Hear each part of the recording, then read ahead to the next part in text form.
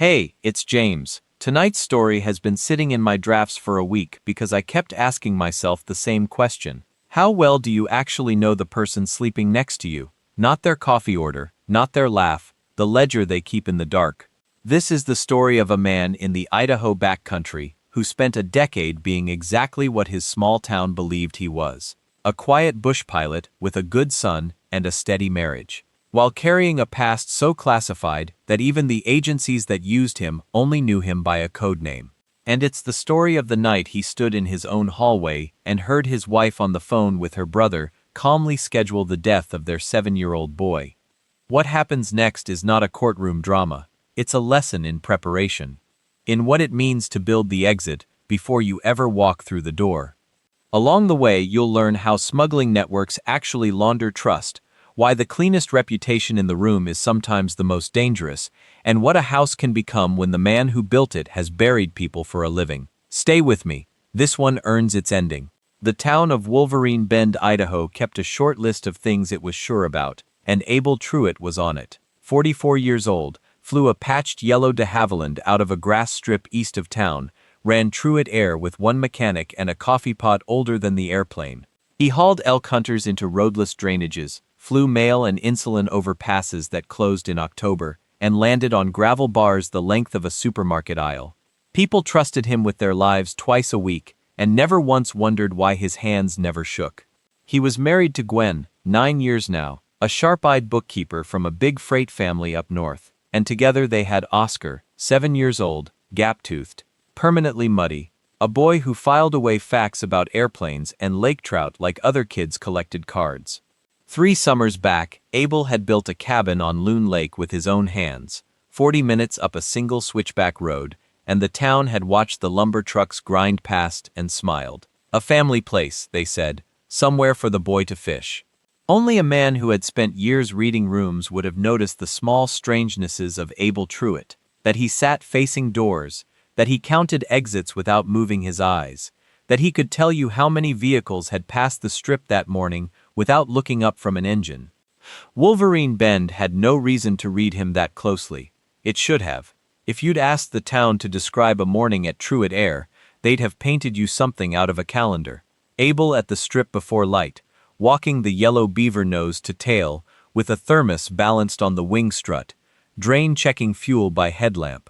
Oscar perched on a stack of tires doing the radio calls in his best pilot voice, while Rudd the border collie herded nothing in wide, urgent circles.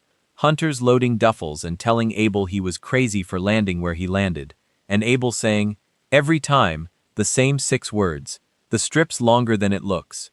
What the calendar picture never showed was the discipline underneath it, that the fuel was always drained into a glass jar and held to the light, that the same 3 ridgelines were glassed every morning in the same order, that a man who had not needed to survive anything in a decade still lived like survival was a subscription he refused to cancel. Gwen used to tease him about it at dinner parties, in the years when the dinner parties still felt real. My husband, she'd say, checks the weather like it's lying to him. Everyone would laugh, Abel loudest of all. It is a strange thing to be loved by a town, for the exact habits that were built to bury men, and Abel had decided, long ago, to find it funny. Most days, he managed, because for 14 years before Idaho, Abel Truitt had not existed. The man who would become him had worked for a program with no name, run out of an office that was not on any floor plan, and in the files of the men who tasked him, he was a single word, Vesper. He was the instrument the government reached for when a problem could not be arrested, subpoenaed, or sanctioned. Traffickers with ministers in their pockets, brokers who sold children and bought judges, men who lived behind so many layers of law that only something outside the law could reach them. He reached them, in Tbilisi, in Ciudad del Este, in ports and penthouses. Vesper walked in as a pilot, a surveyor, a buyer of scrap metal, and problems ended. He was never caught because he obeyed one rule, the way other men obey gravity. Build the exit before you enter. Know how you leave before you arrive. When he finally walked away, 10 years ago, the program did what it does for its best ghosts. It built him a life, a clean name with a boyhood attached, a commercial license with 2 decades of unremarkable logbooks, a little air service in a mountain town, purchased through a broker who never saw his face. Abel Truitt was the finest work of professional forgers, and that is the joke at the center of this story. The Lowry family chose him because his life was spotless. They never asked why. Gwen Lowry had not wandered into his hangar by accident. Her family ran Lowry Air Cargo out of the Panhandle. Heli logging, charter freight, remote strip supply, a respectable weathered fleet. And underneath it, moving north and south through the same backcountry strips, a river of fentanyl and untraceable guns that the family patriarch had opened before his heart quit, and his son Carver inherited the route map. Carver Lowry was the kind of man who wore a flight jacket he hadn't earned, and smiled with all his teeth. What the network needed in the year Gwen started showing up at fly-ins with lemon bars and questions about Abel's roots was cleanliness, a pilot with a reputation so solid that his tail number bore the DEA. The marriage was warm enough to fool the town, and for a while, maybe even Gwen. Oscar was born, and Abel, a man trained to feel nothing on command, discovered that the switch could not be found when the boy was in the room. But small wrongnesses collected the way rust does. Gwen took certain calls standing out on the dock with her back to the house. At family gatherings, Carver's crew had pilot's hands and infantry eyes, and the freight company's numbers, which Gwen kept, balanced too perfectly. The books of a business that never had a bad month, which any bookkeeper will tell you is the surest sign the real books are somewhere else. It came apart, as these things do, because of a child playing a child's game. 4th of July weekend, the whole family at the Lowry Lake compound, and Oscar, hiding from his cousins, wriggled behind a stack of pallets in the seaplane hangar. From that dark little pocket, he watched men peel the registration number off a float plane's tail and iron on a new one. He watched duffel bags come off and taped bricks go in, packed tight as cordwood. And he watched two of his Uncle Carver's men drag a third man across the concrete, a man whose face was wrong, whose mouth was bleeding, who was crying in a way Oscar had never heard an adult cry, and load him into the plane like luggage. Oscar stayed hidden for 1 hour and 11 minutes. He counted, because counting kept him quiet, and then he did the thing 7-year-olds are built to do. He found his mother, and he told her, and he asked the question that signed the warrant on his own life. Should we tell Dad? Gwen knelt down, smoothed his hair, and told him it was a grown-up mix-up, a game the men were playing, nothing to repeat. But that August, Oscar started waking up screaming about the crying man. He drew a float plane in school with black bricks inside it, and his mother began watching him. Zabel would remember this later, the exact quality of it. Not the way a mother watches a child, but the way an accountant watches a number that will not reconcile. There were 3 weeks between the hangar and the phone call, and if you laid them out flat, you could watch the family die in slow motion. Gwen started sleeping badly and blamed the heat. She took Oscar for ice cream alone twice. Trips Abel only understood afterward as interrogations with sprinkles, a mother measuring exactly how much her son remembered, and exactly how well he could keep it inside.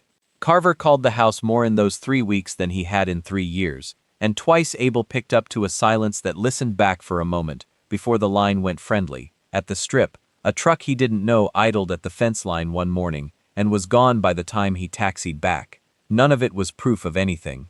All of it went into the ledger Abel kept behind his eyes, the one that had never stopped running, and the ledger did what ledgers do, it added. Later, people would ask him if he'd suspected the truth. No, he'd say. The truth was worse than anything I let myself write down. I thought her family was using my roots. I was ready to be angry about freight. Nobody sane budgets for the other thing. The night it happened, a storm cell scrubbed Abel's last charter, and he came home 2 hours early, walking up from the strip in the dark. Boots quiet on grass out of 30 years of habit. The kitchen window was lit. Gwen was in the pantry with the door half shut, phone to her ear, using the low voice. And a lifetime of listening through walls took over, before his conscience could vote. He heard his son's death being scheduled. The boy knows our secret, she was saying, matter of fact, a bookkeeper closing a column. He's already talking, the nightmares, the drawings. Sooner or later he tells his father everything. It has to be before school starts, Carver. Send your men up to the cabin tomorrow. I'll make sure they're both there for the weekend. It has to look like an accident, those old propane systems. Cabins burn, Carver. Cabins burn all the time. There was a pause, and then his wife said the sentence that Abel would replay at her sentencing. No, he won't be a problem. He'll be asleep. He's a heavy sleeper. It's the one convenient thing about the man. Abel Truitt stood in his own dark hallway, hearing his wife promise her brother that he, the sleeping husband, would burn quietly alongside his son, and he felt the old switch, the one Oscar's birth had buried, slide home like a bolt going into battery. He walked back out into the rain. He stood on the strip for a long time. And then Vesper started making calls. The first call went to a man named Ike Sandoval, who had been on the other side of two borders with Abel in the years neither of them could describe under oath, and who now carried a DEA badge out of the Spokane field office. Ike didn't ask many questions, because for 2 years his task force had been drowning in Lowry air cargo, wiretaps on Carver's satellite phones, a cooperator inside his hangar, a wall of probable cause, and no venue, no clean moment, no way to catch the crew doing instead of talking. Abel gave him one sentence: "Tomorrow they're coming to my ground. And I'm going to let them." The second call went to a phone number that has never been printed anywhere, and the voice that answered had not heard from Vesper in 10 years. Abel asked for nothing but a file to exist in the right drawer if this went wrong, and the voice said it never stopped existing. What Ike's people did not fully understand until later was why Abel was so calm about the cabin. They thought he meant to defend it. They did not know what it was, because in the second year of his marriage, a face from the old life had walked into the Wolverine Bend diner. A courier, older, softer, not even looking for him. And Abel had paid for his pie, driven home, and started drawing. The cabin on Loon Lake was not built for fishing weekends. It was built by a man who knew that one morning someone would come up that road for his family, and who intended to be the architect of every square foot of that morning. Understand what the lumber trucks had actually carried. The cabin's walls were log outside and cold-rolled steel core inside, rated past anything a rifle carries into the woods. The porch boards on the north approach were breakaway pine over a concrete well, 7 feet deep, smooth-sided. The great room funneled. Every hallway, every doorframe angled by degrees nobody would notice, so that a man clearing the house would be steered, room by room, into a kill box, with steel shutters that dropped from recessed tracks at the press of a button under the floor. The propane system Gwen loved to complain about was a stage prop, isolable from a valve in the basement. Its lines replumbed so the house could vent them harmlessly downhill. What the mudroom and kitchen could flood with in 11 seconds was the argon of an industrial fire suppression system, invisible, odorless, and profoundly uninterested in whether a man's lungs agree with it. There were cameras in the burl ends of logs, pressure plates under the gravel at the blind switchback, a cattle guard that was also a tire shredder, a repeater that could turn the whole drainage into a radio dead zone, and behind the pantry shelving a fire-rated vault room with its own air, its own water, a cot, and a heavy door a boy could lock from inside. On Friday afternoon, Abel flew Oscar up early to fish, and by dusk the boy and Rudder, his border collie, were in the vault with a sleeping bag, a screen full of cartoons, headphones, and instructions that this was the fort, and the game was staying in the fort, and Dad had never been more serious about a game. On the ridge across the water, Ike Sandoval's tactical team went prone in the huckleberries. Everyone settled in to wait for morning. Down in the valley, Gwen texted her brother a single word: clear. There was 1 hour, around midnight, that Abel would never put in any report. He sat on the vault room floor with his sleeping son's head against his shoulder, and the dog's chin on his boot, and he let himself do the arithmetic he'd been out running all day. 9 years of breakfasts, the way Gwen had cried, actually cried, at Oscar's first haircut. He went looking through all of it for the moment he should have seen, and found instead something colder. There was no moment. She had been flawless because she had been raised in a family where love was a cover identity, the same way he'd been built by a program where it was a liability.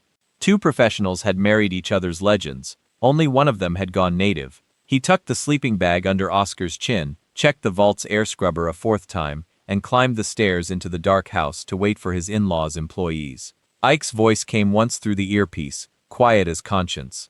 "You good?" And Abel, sitting in the loft with a rifle across his knees in a home he'd disguised as a dream, said the truest thing he'd said in 10 years. "I'm working." They came at 5:42, gray trucks with 6 men and a 7th named Stroud who ran the crew.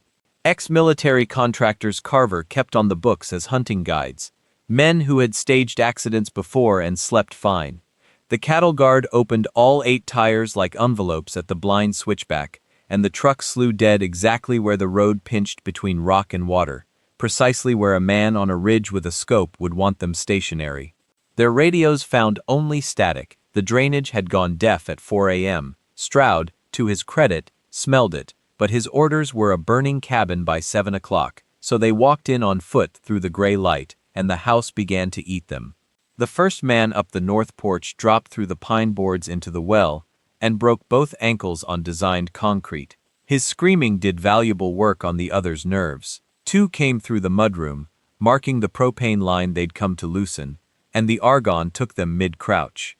They were unconscious before they understood they were falling. Stroud and the last 2 made the great room, flashlights slicing, and the shutters came down around them like a verdict. Steel to the windows, steel to the doors, the room shrinking to a lit stage. From the dark of the loft, a voice they never located told them the house was sealed. The DEA held the ridge, and every word since the trucks was already on tape. One of them chose to send his muzzle up toward the voice, and became the only man to die on Loon Lake that morning. A single suppressed shot, ruled clean self-defense before the month was out. Stroud looked at the shutters, did the math he was hired to do, and laid his rifle on the floor. By 6:15, he was seated at Abel's kitchen table, on camera, trading Carver Lowry for a plea, routes, strips, tail numbers, the compound hanger, and the name of the man Oscar had watched them load into a float plane. 11 miles north. Carver heard his cruise channel go silent and ran for his own float plane, but his chief pilot, Danny Oshier, the cooperator who had been feeding Ike's wiretap for a year, the man who had refused to fly a hunting party at a 7-year-old, which is why they'd had to drive, had already handed the DEA his keys and his fuel logs. They took Carver into custody right on his own dock, feet bare, still gripping a satellite phone that was actively recording. It's worth dwelling on what the crew's own body cam captured, since contractors who stage accidents wear cameras for billing disputes, and this footage became the backbone of the government's case.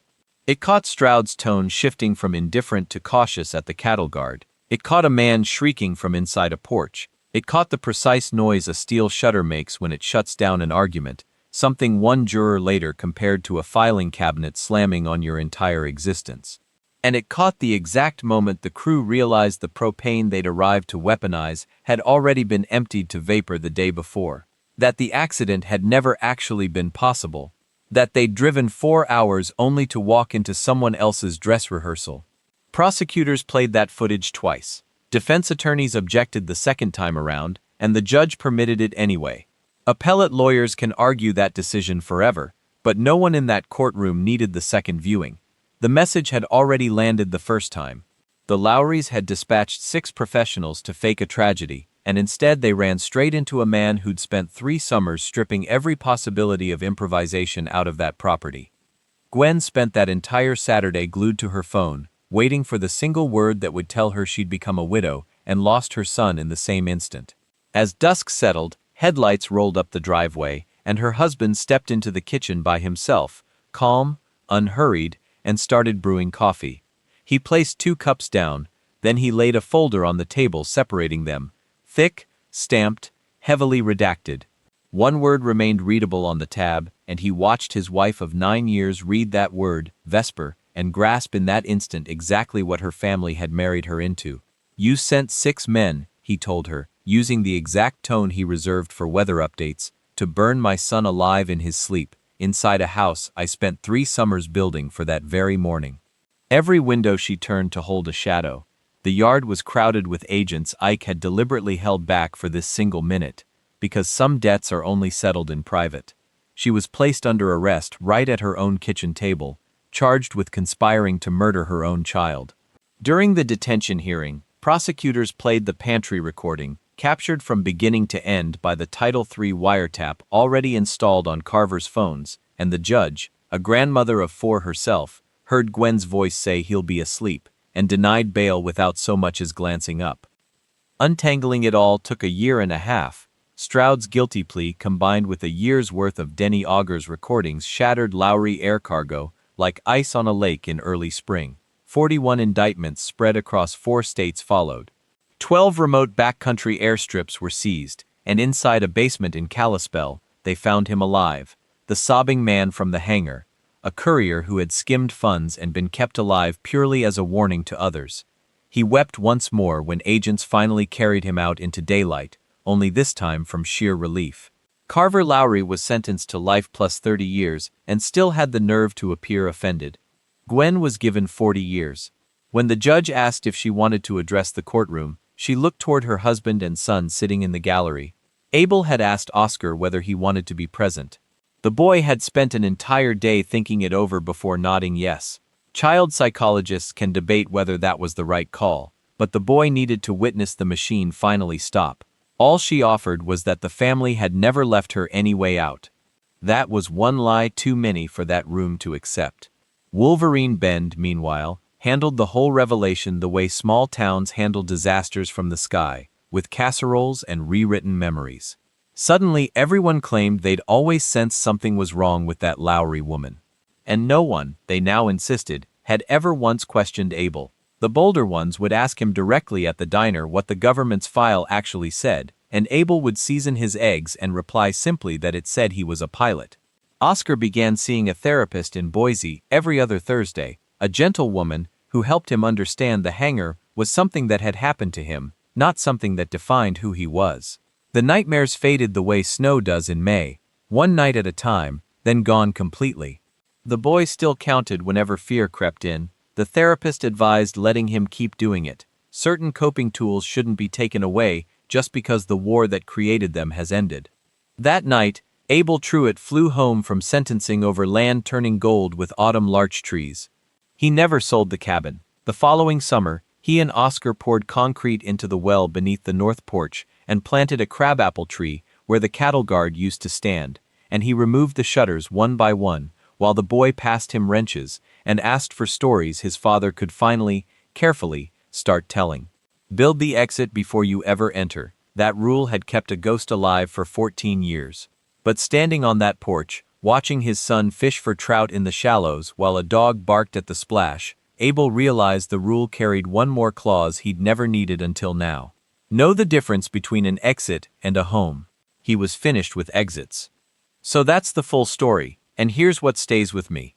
Everyone wants to focus on the cabin, the shutters, the argon, the porch that swallows a man whole.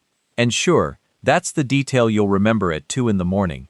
But what actually saved that little boy wasn't steel at all. It was attentiveness. A 7-year-old counted numbers to keep himself calm and remembered exactly what he witnessed. A father noticed his wife looking at their son like he was a problem to solve. A hired pilot looked at his job, realized the cargo was a child, and quietly turned into the most crucial cooperator in a case spanning 4 states. Every safeguard in this story was really just a person who paid close attention and refused to look away. The hardware only bought them time. And here's the harsher lesson, the one about trust. The Lowrys chose Abel because his record was spotless, and a spotless record should have been the very warning sign. Real lives come with flaws. When something appears flawless, a spouse's finances that always add up perfectly, a stranger whose history has no loose ends, that polish is usually the result of deliberate effort, and you should always ask whose effort it was. I'm not suggesting you build a vault behind your pantry. I'm telling you to pay attention when your child wakes up screaming about the same thing twice. To ask the hard question even when the answer might cost you the comfortable life you've built. Abel overheard 30 seconds of a phone call he was never supposed to hear, and he believed it instantly and completely, because he loved his son more than he loved his own story. Would you have believed it, or would you have talked yourself back to sleep? If this story stuck with you, pass it along, and I'll have another one waiting. Take care of the people sleeping down the hall.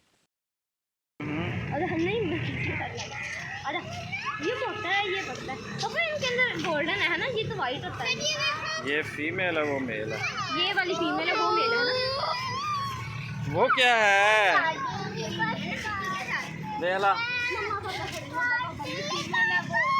नहीं ये पापा ये मामे आ रहे दोनों फातिमा ने मामे तो फीमेल है फातिमा के मामे हाँ जी गाड़ी चलो चलते हैं गाड़ी पे गाड़ी ये बा है बा।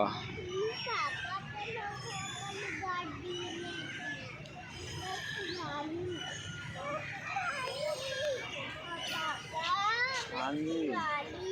हाँ चलो चलो गाड़ी लेते हैं गाड़ी।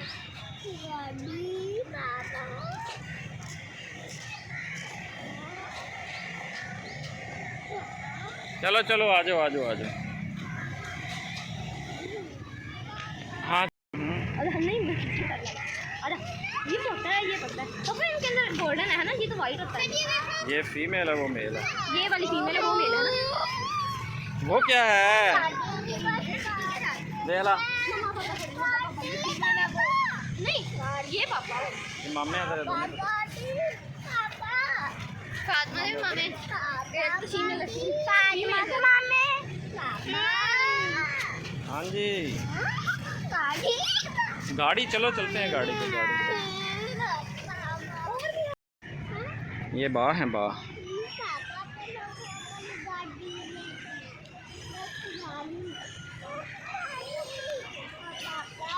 हाँ जी। हाँ चलो चलो गाड़ी लेते हैं गाड़ी।